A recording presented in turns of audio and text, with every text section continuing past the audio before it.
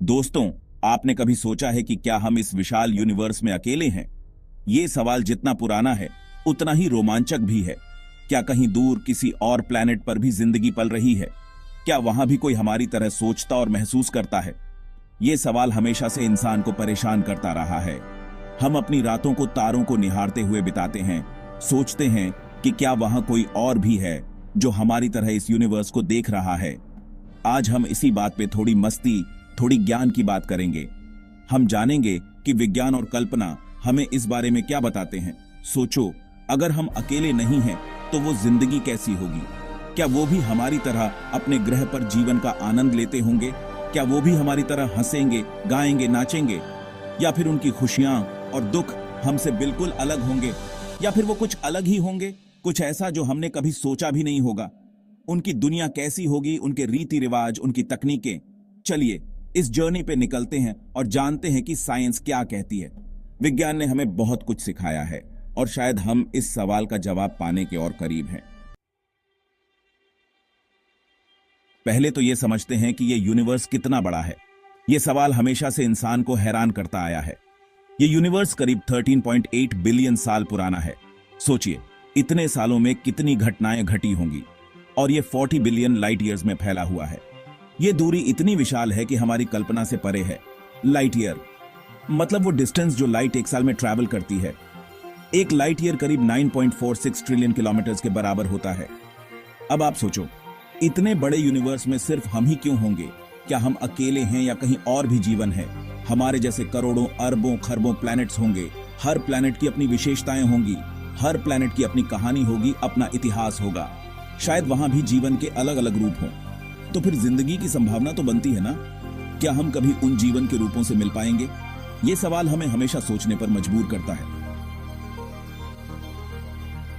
एक बात तो पक्की है कि फिजिक्स और केमिस्ट्री के नियम पूरे यूनिवर्स में सेम हैं। जैसे पानी अर्थ पे H2O है, वैसे ही किसी और प्लैनेट पे भी H2O ही होगा। तो अगर जिंदगी अर्थ पे कार्बन और पानी से बनी है, तो क्या पता किसी और प्लैनेट पे भी ऐसा ही हुआ हो? हो सकता है वो जिंदगी हमसे बिल्कुल अलग हो, लेकिन जिंदा तो होगी। सेक्शन 4, यूनिक प्लैनेट्स, अनोखी लाइफ।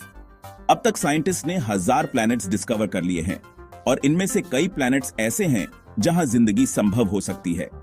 कोई प्लैनेट पानी से भरा हुआ है तो कोई प्लैनेट पे वोल्केनोज हैं। सोचो, अगर किसी प्लैनेट पे 2 सूरज हैं तो वहां की जिंदगी कैसी होगी? या फिर अगर कोई प्लैनेट हमेशा अंधेरे में डूबा रहता है तो वहां क्या होगा? बस इमेजिनेशन की उड़ान भरनी है। सेक्शन 5, जिंदगी का फंडा कार्बन और पानी। जिंदगी के लिए कार्बन और पानी बहुत इंपॉर्टेंट है। कार्बन, जो कि ऑर्गेनिक मॉलिक्यूल्स का बेस है, हमारे शरीर के हर हिस्से में पाया जाता है। कार्बन से डीएनए बनता है, जो कि जिंदगी की ब्लूप्रिंट होती है। डीएनए ही वो मॉलिक्यूल है जो जेनेटिक इंफॉर्मेशन को एक जनरेशन से दूसरी जनरेशन तक पहुंचाता है। और पानी जिंदगी के लिए एक अहम घोल है, जिसमें सारे केमिकल रिएक्शंस होते हैं। पानी के बिना ये रिएक्शंस नहीं हो सकते और जिंदगी संभव नहीं होती। तो अगर किसी प्लैनेट पे ये दोनों चीजें हैं, तो वहां जिंदगी होने की संभावना बहुत बढ़ जाती है। साइंटिस्ट हमेशा ऐसे प्लैनेट्स की तलाश में रहते हैं जहां कार्बन और पानी मौजूद हो, लेकिन यह जरूरी नहीं कि वो जिंदगी हमारी तरह दिखती हो या सोचती हो। एलियन लाइफ फॉर्म्स बहुत अलग हो सकते हैं। उनके शरीर और सोचने का तरीका भी अलग हो सकता है। वो तो बिल्कुल अलग ही होंगे। उनकी दुनिया और उनके जीवन के तरीके हमारी कल्पना से परे हो सकते हैं। इसलिए हमें हमेशा ओपन माइंडेड रहना चाहिए जब हम एक्स्ट्रा टेरेस्ट्रियल लाइफ के बारे में सोचते हैं। ये तो सिर्फ एक झलक है दोस्तों। यूनिवर्स में अभी बहुत कुछ है एक्सप्लोर करने के लिए। शायद कभी हम किसी और प्लैनेट पे जिंदगी ढूंढ ही लें। लेकिन एक बात तो पक्की है, जिंदगी एक बहुत ही खूबसूरत और अनोखा तोहफा है, चाहे वो कहीं भी हो। सब्सक्राइब टू टेक का ज्ञान।